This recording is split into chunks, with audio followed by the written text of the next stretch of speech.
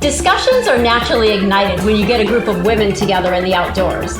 We love to talk and we love adventure.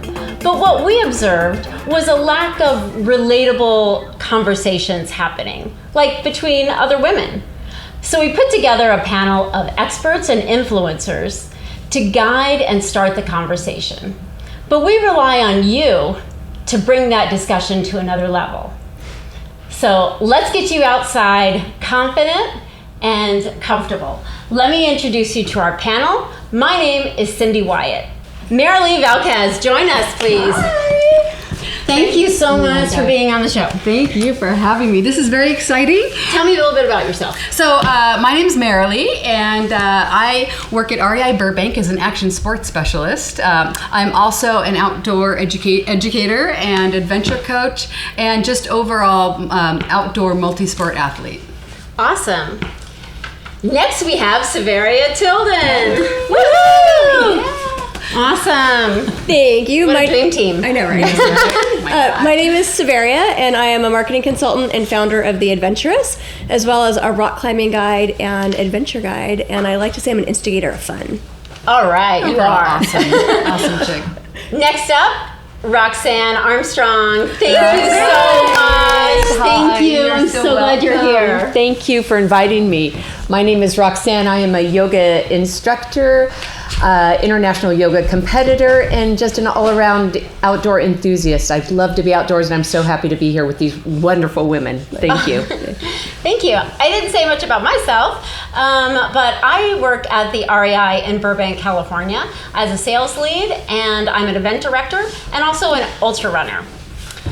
Let's kick off this show, and we have an awesome sponsor for today's show. Yes, Saveria. Our sponsor is Rinse Bath and Soap Company. It's a woman-owned business that makes amazing natural products for bath and body. And we have 20 Peppa Foot Bombs, which are amazing foot bombs that we're going to be giving away to the first 20 people who add questions to the chat. So participate in our chat. The first 20 will get a Peppa Foot sent to you. We will contact you later on that. We will be answering some of your chat questions live at the end of the show, and those that we can't answer live, we will get to online. So please give us your questions. Nice. That's good stuff, too. It smells really good. So let's light the fuse and get this topic let's get started. started. Let's do Marilee, it. what do we got for today? Well, girls, Mother Nature is calling you, and we want to find out what the heck is keeping you from getting outside. You know, it's we have all kinds of barriers in our day-to-day lives, and we just want to talk about them. So definitely, as Cyndi said, go ahead and post your questions and share some of your experiences. But we're going to talk about the top 5 kind of barriers that we've identified. Cyndi, you want to go ahead and list those? Yeah, sure. So not necessarily in order of any importance or anything like that, but things that we've come up with. The first one is time. I just don't have the time. And I guess I will address this. Being a mom, and I was definitely in this position, I literally thought like the house would just come crumbling down if I left for 1 hour to go on a run or a hike. But you know what I realized was that I was more grounded and calm to be able to overcome those obstacles of that everyday, like rushing around that moms do. Right, laundry's still going to be there. Like it's not going to change your life whether you do it. I literally now or came after, back right? in the door, and the kid is still like coloring or whatever, and looks up and says, Didn't even miss you. I was like, I'm going to do another 5 miles. Are you telling me you have an overinflated sense of importance? Don't we all? I think the other thing too at time is that people feel like you need a ton of time. Like, I don't have hours to go on a big hike, or I don't have all this time.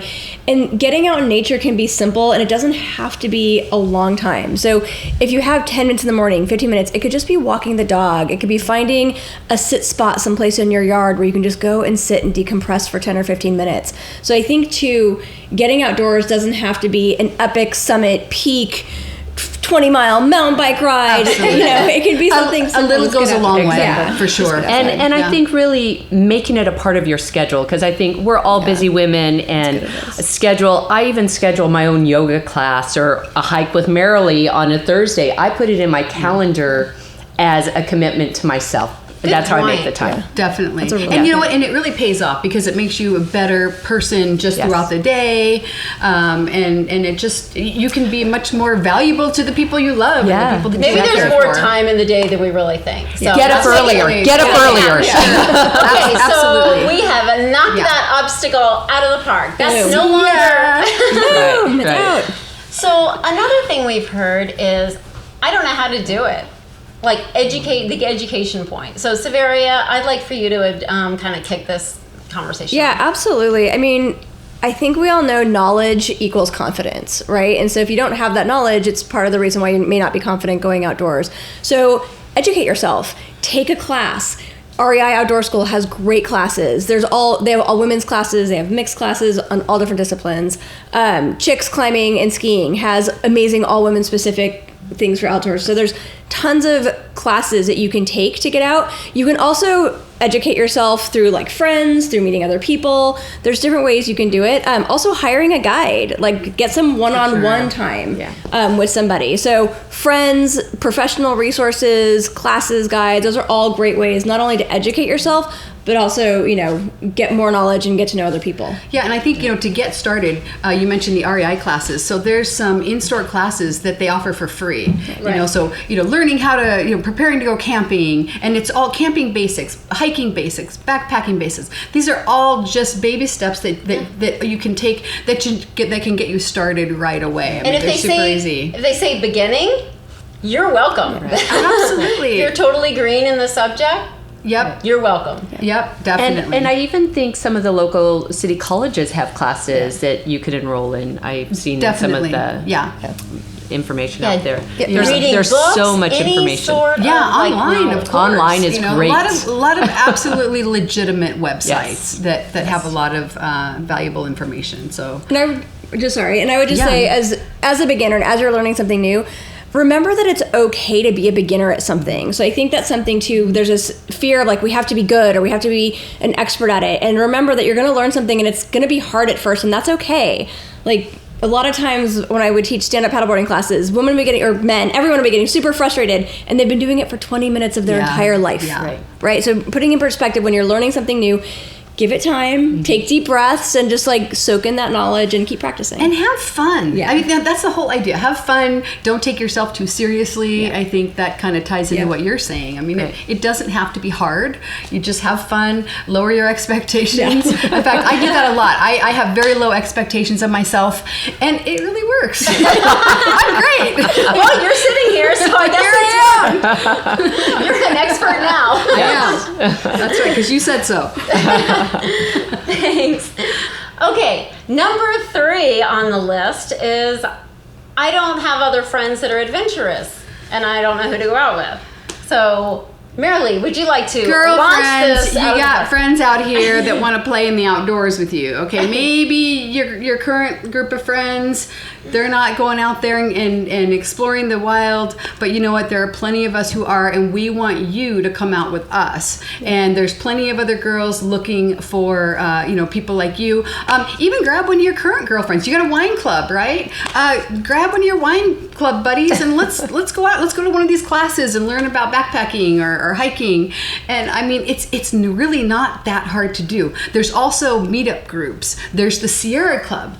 There's so many organizations, girls who hike, women who hike, all of these clubs that you can find online, ton in the LA area. If you want to learn how to mountain bike, there's Girls Gone Riding. They're all over Southern California. And there's other organizations and clubs all over the country, all over the world. So just all you have to do is get on this little thing called Google, and you can actually find a lot of opportunities. So, how do you discern between the good and the bad, the meetups that are legit, and things like that? Like, what are some buttons that you see, like red flags, like whoop, no thank you? So I would say depending on your level. So if you're a total beginner, you might want to start with something that's actually a class, not just a meetup, right? Or something, or look at the qualifications of who's leading the group or who's leading the hike.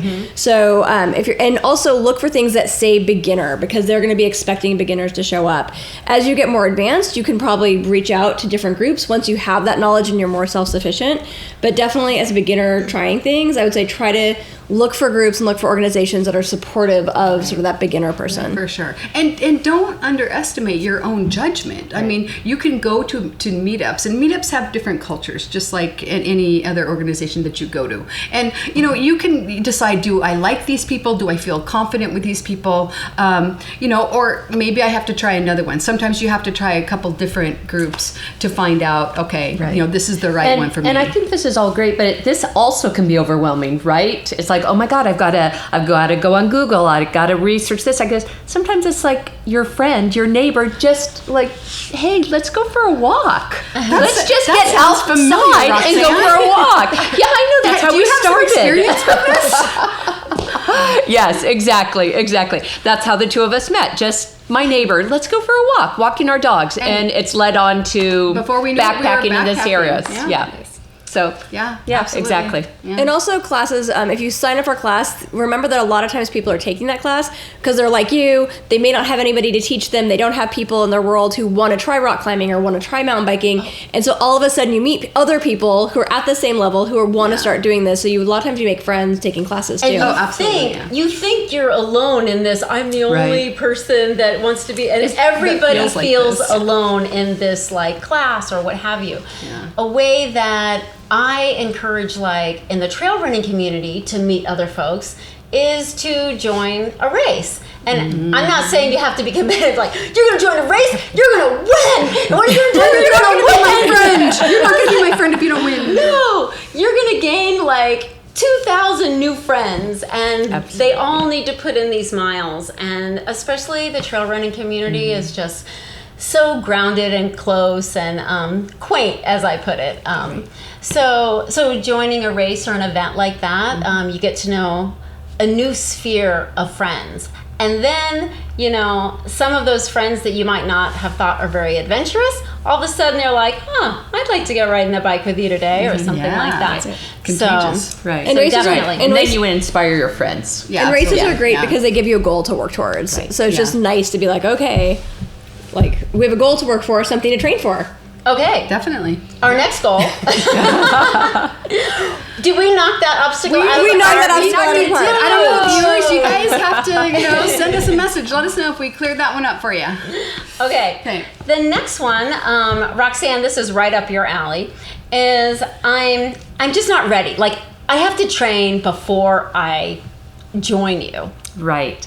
It's so interesting. I was a personal trainer for a long time. I'm now a yoga teacher. And I think, not that we do yoga outdoors all the time, although sometimes there are classes or just do yoga outside. But the first thing people say is, I'm not flexible enough, which is ironic because that's why you go to a class to learn. Again, going back to being a beginner. And so you just want to remember to take it slowly. Again, go with a friend, walk around a block. If you've never walked, don't expect to go hike Whitney, your first outing. It's really more about just getting outside and seeing what's out there and having some fun that way. And it's really more about enjoying what you're doing, enjoying company with friends, and just taking a little bit of time and being patient. Number one, I think we've said those things before too. How did you feel on that first backpacking trip? My first backpacking trip with Marilee, yes. I was on a trial basis. I was to the summit.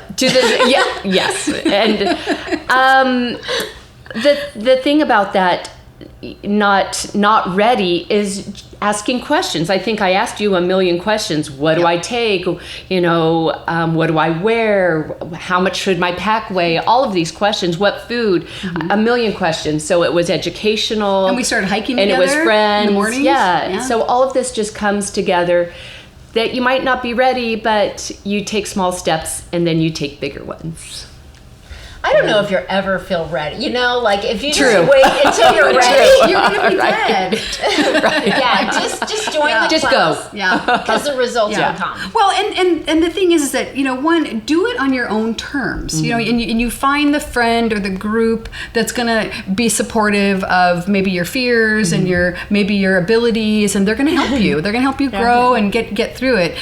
The other thing is just keep it fun. Yes. And doing it with friends and with fun women.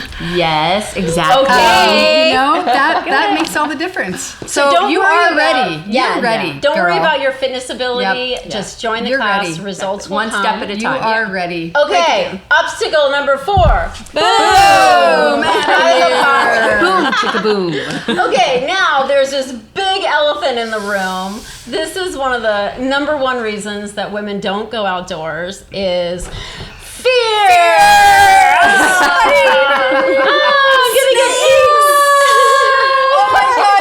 Creepy monster Actually, this is a fear of mine. This really is. Just take that and just strangle it. So is that Running out of wine when you're on the trip. There's Oh, because anyway, it's all that's the maybe fear not one. of running out of wine for sure. Okay, yeah, that is a big one. Okay. But actually, this honestly, snakes in California, because I grew up in Alaska, and snakes is a new thing that I had to worry about. It's like, oh, I needed a little education and have respect, and so yes, Yeah, I will snakes- keep the snake next to me. Snakes I think were you should keep it on your definitely lap. one of that was one of my scariest things to get over until I realized that there were bigger animals out there like mountain lions and bears, and I was like, really big spiders. really big spiders. Literally at the Grand Canyon, the tarantulas are about this size, and they're just walking. I'm like, was that a rat or a small dog? Like, and then it's crazy. Yeah, they're out there, but they're not poisonous. Thank And God. then there's- and then I realized that rattlesnakes. You have like 6 hours to get to the hospital, so yeah. I got this. Except for that one in Joshua Tree that you don't want to get bit by. Anyway, Yeah. so let's talk about like all aspects of the fears that we have. There's different types. So we're obviously addressing wildlife. Yeah. Fear in general is rational. Yep. And we all have it to varying degrees. But you can't let it you can't let it keep you from doing the things that you really want to do. And so I think in terms of when you're outside and you're hiking, just pay attention. Look where you're walking so you don't step on that snake. And if you don't run or hike with headphones so you can't hear things around you. Keep an eye open for creeps like me, that are lurking about. And then if you see some wacko, you turn around. And I think that's just general awareness. And So and being sometimes they prepared. don't really look like wackos. Yeah, that's true. Yes. But yeah, wildlife can be men. Yeah, no, So definitely. that's- Yeah, for sure. Yeah. Creepy trail people. Yeah. And that's also a reason to go with a friend, to always go with a buddy too. It makes you Yes. feel so Yeah. vulnerable. Like all of a sudden, like you see somebody that maybe doesn't have hiking clothes on or just doesn't look quite right. And you're just like, I am here in little shorts and a tank top and I've got nothing. Right. So But so you how can do run we- fast. Well, but I on think, Instagram. So, I mean, there are So let's definitely talk about things some you things. can do. I mean, you can carry pepper spray. You can take some self-defense classes. I took some practice Brazilian Jiu-Jitsu, and that's very helpful stuff because at least you can take control of a situation. Am I still scared and nervous when I'm out by myself, especially in the front country? Yeah, I am. And I usually grab a friend and hike, but every once in a while I'll go, and there's certain trails that I will go by myself on, but there are some that I will not go by myself. And that's Saveria, what makes you feel safe? So honestly, having a friend. So there's all this women who are like solo hiking, and I want to get out there by myself, and it's empowering. And I'm not a fan. So I don't one, I don't hike by myself, and when I do go out, I make sure in case something happens. One, because if you get injured, not even just creeper dudes, or creeper people, but if you get injured, if you get hurt, if you get bit, if you do get bit, all sorts of things safety. Can happen, but it's a safety thing. And so when I go, especially backcountry, or I think there's not going to be service, I always have some sort of satellite device or InReach. I use the bigger version. This is adorable. I love this, and I'm super jealous of this one. But I use it in Reach, which has an SOS function. It also has a two-way communicator, so you can check in with people, just say, checking in, all's good, running a little late, those kinds of things. And then also your cell phone. Your cell phone there's GPS programs, so you can track. So if you think you're getting lost, you can come back. As well as a lot of times the 911 function on your phone will work even if your cell reception doesn't. So that's another good reason to have your phone. And then also, like, I would say most importantly, going back to the education thing, is making sure you always stay found. So again, always having a map, always having the 10 essentials, right? So you're prepared if something happens. Map, compass, knowing where you are. Because once you're lost, it's much harder to figure out where you are versus if you stay found. So if you have a map and you know where you are and you're kind of tracking, like, oh, I'm at this trail junction and now I'm here. Exactly. Then Paying you know where you attention are. to those junctions. Okay, attention. I'm here now. Here's a landmark. Here's a landmark. Okay, next junction, same thing. Yeah. Okay, let's make sure we address all the different types of fear. We did talk about bears. Yeah. So I think we should talk about bear spray really quickly, because some people might think that they can use this So there's to ward off two creepy kinds men. of bears that we need to be talking about. There's black bears, which are most common in California, stuff like that. And honestly, they're scaredy cats, Yeah, right? they are. So Yeah. being noisy, bear bells, I think we had one somewhere, making noise. Whistles. Yeah. Clapping your hands. Yeah, clapping your hands. Most likely, you're not going to see them because when they hear you coming, they're going to disappear. And you just don't want to startle them. So most of the time, they'll run away. Grizzlies, on the other hand, which are things in like Montana, Wyoming, like those places, they do have grizzly bears. Alaska. Yeah. And so that's where things like bear spray, or you need extra precautions when you're going out. But again, there's lots of things that you can do that are preventative so that you don't get hurt. Same with mountain lions, rattlesnakes, all that kind of stuff. And just a note too. So if you're thinking about possibly carrying bear spray as a safety deterrent for humans. Bear spray is not as strong as pepper spray for humans, so it's not a great. So it's probably better than nothing. But if you're thinking about that, you're probably better off carrying a small canister of pepper spray to protect you as well. And keep in mind, some national parks don't allow you to use the bear spray. In their in territory. California, Yep. that's Yosemite and Sequoia. So check those rules before you head out with bear spray. For sure. So I would also say another fear, probably getting hurt when you're outdoors. And so, I mean, unfortunately, part of being adventurous and part of having fun and going outdoors is you're going on an even path, you're going different places. So I would say, if you're going to be going into the backcountry, taking a wilderness first aid class and kind of knowing what it entails to be in the backcountry and how to get yourself hurt. And also just always having a simple first aid kit with you. Scratches, bumps, bruises, stuff like that. Absolutely. Asthma inhaler, whatever you just need, acknowledging, like, just knowing that it's going to happen. Yeah. And again, that's just awareness. Be careful. If it doesn't feel right, don't do it. Got it. Yeah. Okay, so if we kind of knock that fear out of the park, boom! Okay. So now, goodbye, kitty cat. Okay, so now it is time to hear from our audience. Do you guys have any questions for us? Oh, conjuring. We're getting the questions. And keep in mind, these discussions, if you contribute to our conversation, then we are gonna send you our Peppa Foot, so you're gonna have like soft and subtle feet. Smells really good too. Yeah, it does. It does. Yeah. Okay, bring down the question. Bring down the question. Here's They're the coming. Yeah. Awesome. Okay. Thank you so much. This is so exciting. All right. Okay, great. That's our first question. Okay, let me hand them out. Oh, wow. Oh, no. Where are my Glasses. Oh God! I threw them for a loop. Are we old women or what? Should we start with Roxanne? Here, let's see. This is question number 3. They're numbered. That's okay. okay. Just go. Okay. From Tanya. how does social media impact the outdoor experience? Oh, that's a great That's a great question. That affects things like, I'm not good enough, I'm not ready to go out there, because you're seeing all of these images of these perfect, beautiful athletes, that are in perfect form. I think we posted some of those. Yeah, they're us, and I am so sorry. I'm so sorry for those.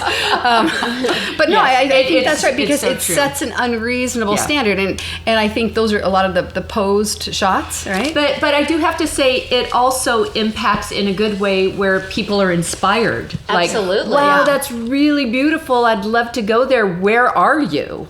I didn't know that peak existed in like an hour so, away from Los So for me Angeles. personally, even though I think this was, I'm assuming, impact in also that we're always behind our camera and doing things like that. But I feel that in social media, when I see beautiful shots of people outdoors, I'm inspired and I want to get outdoors. That's what happens to me. So. I do too. I think more on so. the Overall, positive it's level. better. I would say positive. I would also say being sensitive to when you're posting where you're going, because a lot of times it's inspiring to be like, oh my God, this is beautiful. I definitely want to go visit here. But then if you're posting someplace that's sensitive, like it can also get overrun. Definitely. And so just knowing that if you happen to have somebody share with you a really special place or something that can be sensitive and can be harmed by a lot of people, just being respectful of like the leave no trace perspective of it. For sure. There you go. Definitely. Yeah, it just makes places much more All right. popular. This is a good question for you to answer. This is a good question for me. So, Drum roll. Erica, you've got me here. Yes. So how do you quiet your inner voice doing things when solo? Your inner voice of fear when doing things solo. So Erica, I don't do things solo because my inner voice is too loud and it takes away from my experience. So I have tons of friends who love solo hiking. It's where they rejuvenate. It's where they find peace and they love it. And a lot of them have done different things, and I know maybe you guys do some solo stuff so you can speak to it better. But personally for me, I like a buddy. Like I like having a friend, at least my dog, although she's little, so she's not much like of help for the fear thing. But I actually like I like having somebody on the trail with me, and I also because I like the shared experience. Right. For me, part of it is like, for sure. oh my gosh, look how pretty that is. Yeah. Well, and then you have somebody to it. take your picture. You don't have to do this. Exactly. And that's like an experience that those two people, like, as much as you tell the story with others, they'll never really understand unless you were there. Yeah. So I realized that we really went all in, like, we're not going solo. But I know a lot of people that I've spoken to that really enjoy that peace and getting to know other friends on the trail. That they and plus. From my experience doing the John Muir Trail, I did have a friend go with me, but what if that other person wasn't at my pace, or what if there was something really quirky? So you really have to choose your partners wisely, and maybe going solo, it lets that it's more easy. And you might be on worry. a soul-searching journey. I mean, you might want to be alone, and there's nothing wrong with that. I don't fault anybody for doing that. I also think the question is more about, so this person apparently thinks, I'm already solo, I have these fears, what do I do? Yeah. And I think addressing a lot what Marilee or what we've all talked about here is just really trusting yourself and not to put yourself in situations, and just know that you're okay. Trust yourself. And so I would say listen to, like, what is the fear? Yeah. Right? So is the fear that you're going to get attacked by an animal? Think through, like, how realistic is it that you're really going to get attacked by an animal? Like, think about what is it that's causing the fear, and thinking if you can have a rational response or a way to make yourself so that when you go out, you're not fearful of animals, of strangers. And it's a normal thing to have. Yeah, I think because when I've come across, and we've come across people solo hiking, and women specifically, I think that's the question. And I remembered one woman saying she always has to have a conversation with herself to talk herself out of things and to just do it, know she's going to be okay. Well, and I think that combined with just good common sense, being aware, right? And you come out of it alive and well, and it just gives you that greater sense of empowerment, and I think that's really important about solo I worry travel. now more about crossing the street. I worry more. Yeah. It's more realistic that I'm going to get hit by a car than I'm going to get attacked by the mountain Sure. lion that we threw on the side. Those were two great questions, by the way. Yeah, no, Yeah. absolutely. Thank you so much. Okay, Okay, you got so one? so we have a question from Diane, and this is a really good question. She asks, "What advice do you have for people with mobility issues who want to get outside?" And I think it's a great question, and I think immediately, reach out to your active friends, let them know you want to get outside, because I think shame on us. Sometimes we think, they can't walk so well. They don't want to come outside, but maybe we're just missing that, and I think that's a really important thing. The other thing is I have noticed that there's a much greater emphasis on mobility, like in the national parks. There's so much greater accessibility than they used to. What do you girls have? Yeah, without knowing the level of mobility issues that are going on, but we can, if you're in a wheelchair, these ramped, like all the ramped in the parks and things like that, there are different ways. How about like running? If you're a runner, somebody's in a wheelchair, maybe they want to go out and get out. You can take them out, I feel like we can do a lot better job of thinking of creative ways. There are some amazing stories, even about persons who have gone blind and that are running with a guide and somebody. Skiing and Oh my gosh. The woman that ran the Grand Canyon, blind. Oh. Just this year. Amazing. Just this last year, yeah. Yeah, and I would say again, it's framing what being outdoors looks Right. like to you, Yeah, right? right. So Definitely. being outdoors or Yeah. enjoying the outdoors or wilderness doesn't necessarily mean a peak or 15 miles in the backcountry. There are a Right. lot of very what we consider front country, close to home opportunities, state parks, city parks that you can really find, arboretums, Yeah. Yes. botanical gardens where you can go have Absolutely. these amazing outdoor moments and times They do so that are much more for the accessible. soul. Yeah. Yes. They're more Definitely, accessible. absolutely, yeah. Yeah. But I say definitely reach out. If you have a mobility issue, reach out to people because if I knew somebody that wanted me to help, absolutely, I would love to do what I could, to help. Okay, I have a really good one from Lillian.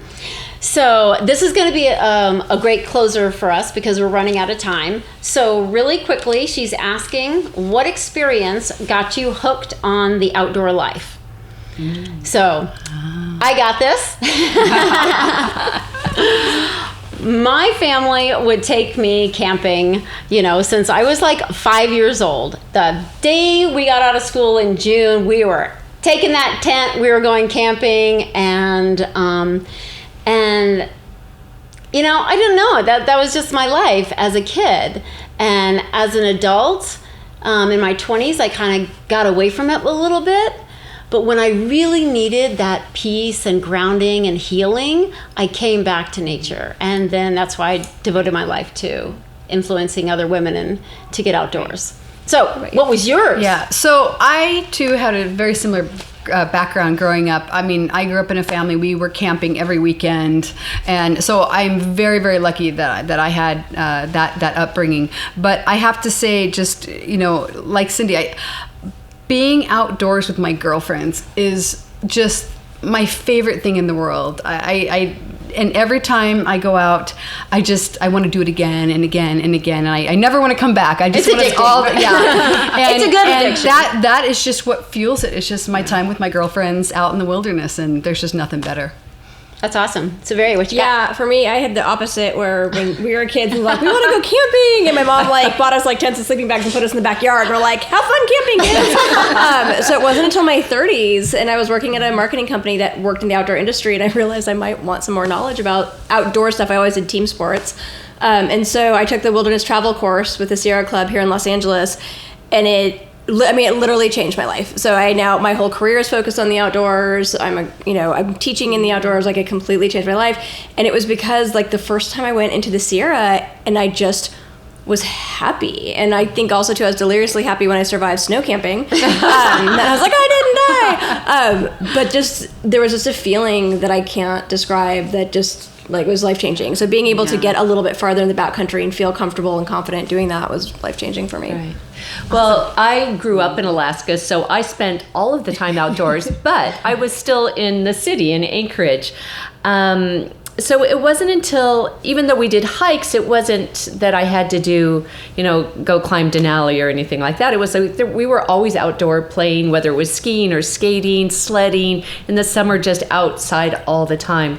And it wasn't until I got older that I was more intrigued that I wanted to get out and do more things like backpacking. And then I met my friend Marilee, who lived down the street. And so next thing we know, I'm in the Sierras, and now we've done many adventures together. So it's been amazing. And I have to say, the outdoors is the place that makes me feel happy. Yeah. So makes me feel really good. That's awesome. That was such a great closing question for all of us. Thank you so much. Thank you for that one. Fantastic questions by all of our viewers. Thank you so much for joining us. Don't forget, you will be getting a Peppa Foot. Yay! So by Rinse, thank you again to Rinse Soap Company for giving us these. Yeah, and if we did not get to your questions, please continue to write them in the feed below, and one of us will be answering you and addressing that offline. So continue those good thoughts. And if you like this programming, please like us, share us, and email us at chickaboomtv@gmail.com. Bring us your topics, because you never know. That might be the one we choose for episode 2. We definitely want to hear from you. It's a discussion between all of us. And Chickaboom is a fun, lively discussion where we get women in the outdoors confidently and comfortable. Ignite the discussion. Ladies, thank you so much. Thank you. Cheers. All right. Chickaboom. Woo!